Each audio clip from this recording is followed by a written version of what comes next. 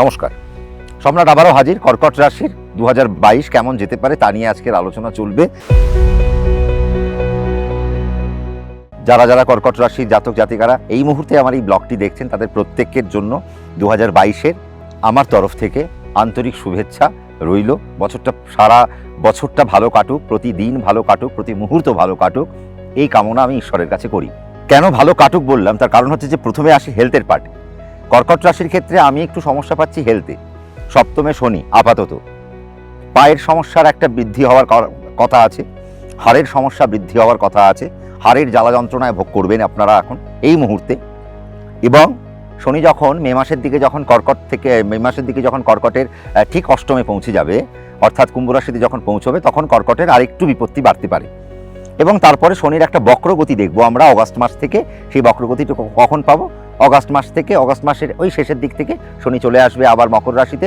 তখন বক্র থাকবে এবং দৃষ্টি থাকবে কর্কটের উপর। এবং সেই সময় থেকে অগাস্ট থেকে নিয়ে ডিসেম্বর মাস পর্যন্ত কর্কট রাশিকে অবশ্যই সজাগ থাকতে হবে, সতর্ক থাকতে হবে, সুন্দর থাকতে হবে।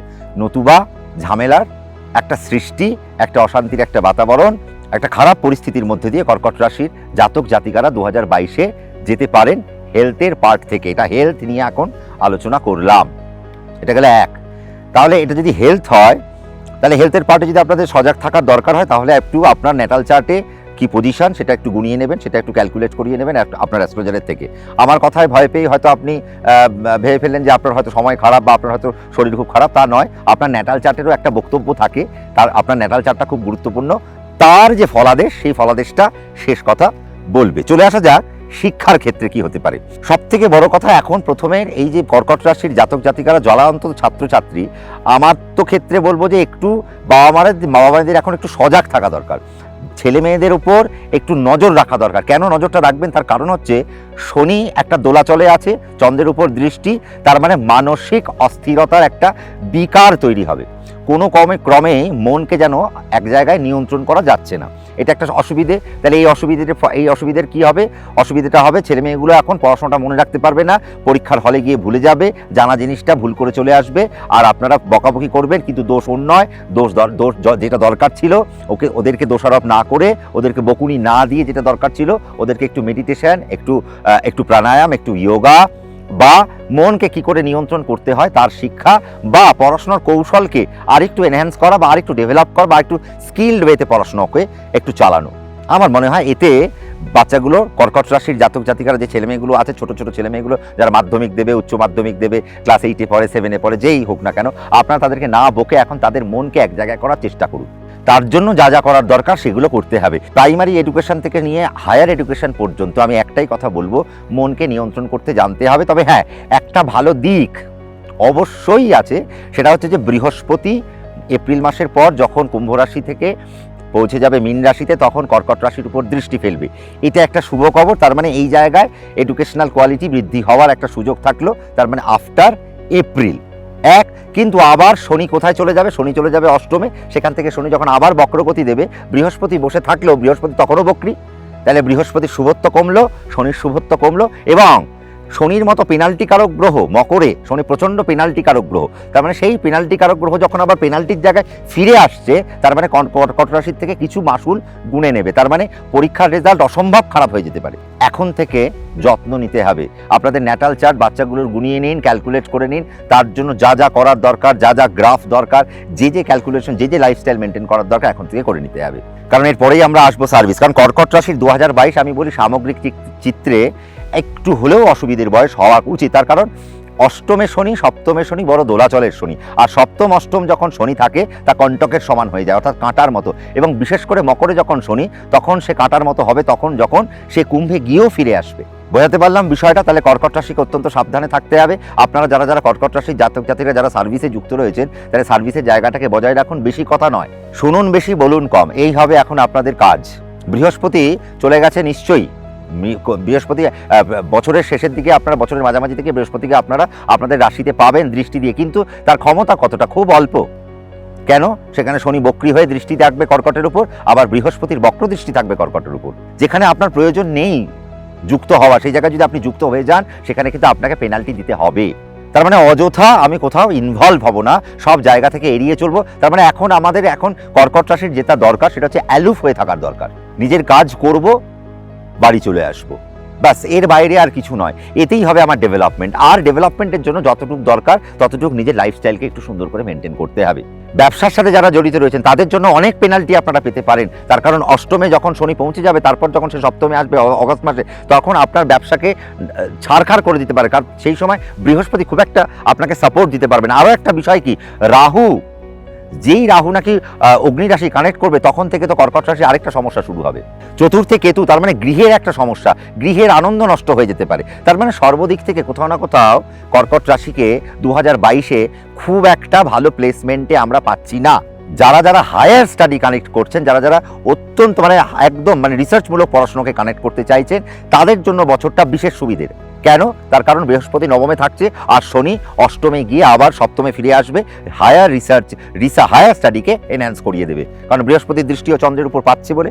সেপ্টেম্বর মাস গড়ানোর পর থেকে হায়ার স্টাডিতে যারা যুক্ত রয়েছেন তারা ভীষণ ভালো পাবেন। আবার সেপ্টেম্বর মাস যখনই কানেক্ট হবে তখন থেকে যারা অ্যাভারেজ জীবনযাপন আমরা করছি, তাদের জীবন যদি সিস্টেমেটিক না হয় তাহলে তাদের জীবনে একটা ঝটকা আসতে চলেছে। তা সে আপনি শেয়ারেই ইনভেস্ট করুন, তা সে আপনি আপনার সম্পত্তিতে ইনভেস্ট করুন, যাই করুন না কেন। হ্যাঁ, কর্কট রাশির ক্ষেত্রে যদি সম্পত্তিতে ইনভেস্ট করতেই হয় তাহলে আমি বলবো মার্চ থেকে নিয়ে শুরু করে জুন মাসের মধ্যে যেন সম্পত্তি ক্রয় বিক্রয় আপনাদের সমাপ্ত হয়। এর বাইরে কিন্তু সম্পত্তি আর ক্রয় বিক্রয় করা যাবে না। কর্কট রাশির জাতক জাতিকাদের ক্ষেত্রে মায়ের শরীর স্বাস্থ্যকে অবশ্যই গুরুত্ব দিয়ে ভাবতে হবে, তার কারণ কর্কট রাশি যারা জাতক এবং জাতিকারা রয়েছেন তাদের যখনই কেতু ট্রানজিট করবে, এপ্রিল মাসের দিকে যখন কেতু পাকাপাকিভাবে তুলা রাশিকে কানেক্ট করে নেবে, তুলা রাশিতে প্রবেশ করে যাবে, সেই সময় থেকে কর্কট রাশির জাতক জাতিকারা আপনারা যারা রয়েছেন তাদের মায়ের শরীর স্বাস্থ্য একটু হানি হয়ে যেতে পারে, সেই জায়গাটা লক্ষ্য রাখতে হবে। এবং সেই সময় থেকে গৃহে অশান্তি এবং গৃহের সুখ নষ্ট হতে পারে, দাম্পত্য জীবনের একটা সুখ নষ্ট হয়ে যেতে পারে। এই সমস্ত সেক্টরগুলো 2022-এ মোটামুটি কর্কট রাশির চলা উচিত।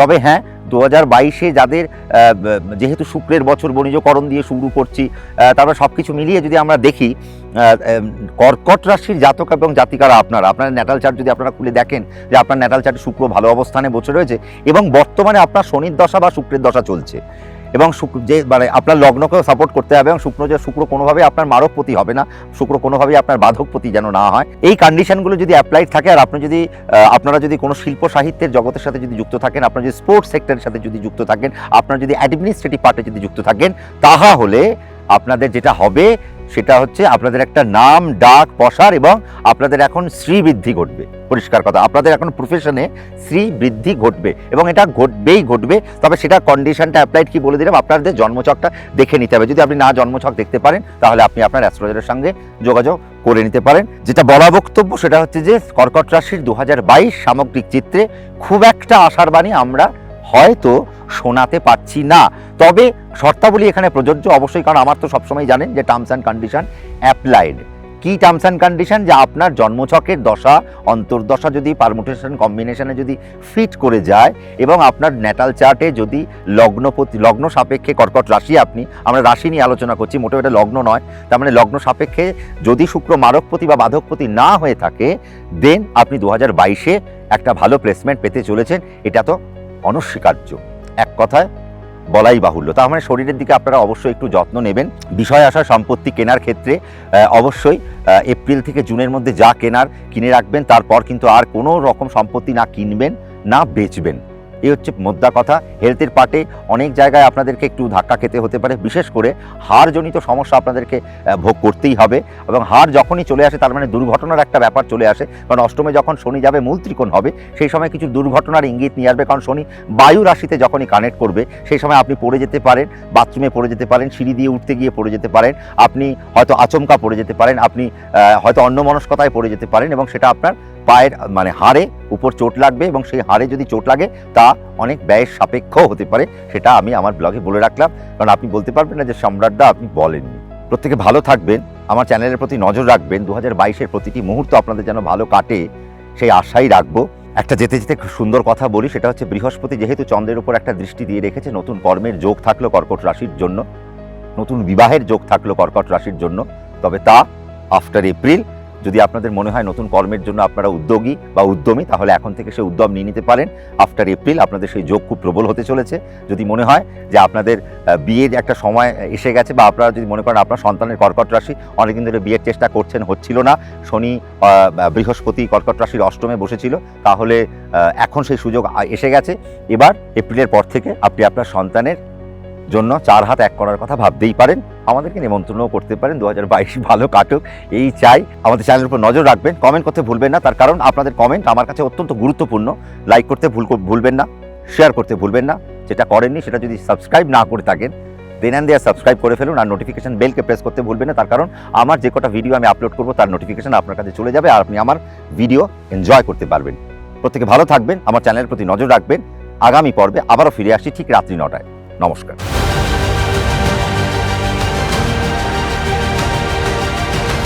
হাড় হিম করা ঠান্ডা, কথা বলা যাচ্ছে না। আমি কোনো গলায় বাঁধন ঠাদন নিইনি, সব কিছু ছাড়াই কাঁপতে কাঁপতে সিংহ রাশির 2022 কেমন যাবে তা নিয়ে বলতে চলে এসেছি। গত বছর খুব খারাপ কেটেছে না, আমি জানি, কারণ গত বছর খুব একটা বেশি আমরা আশা পাইও নি। এবছর প্রচুর আশা, তার কারণ বৃহস্পতি অলরেডি সঞ্চার করে ফেলেছে, বৃহস্পতি রাশির উপর দৃষ্টি দিয়ে ফেলেছে। এতদিন অনেক কিছু আটকে ছিল সম্রাটদা, জানেন আমার কমেন্ট বক্স ভরে গেছে সিংহ রাশিতে, দাদা সিংহ রাশি কবে ভালো কবে ভালো কবে ভালো।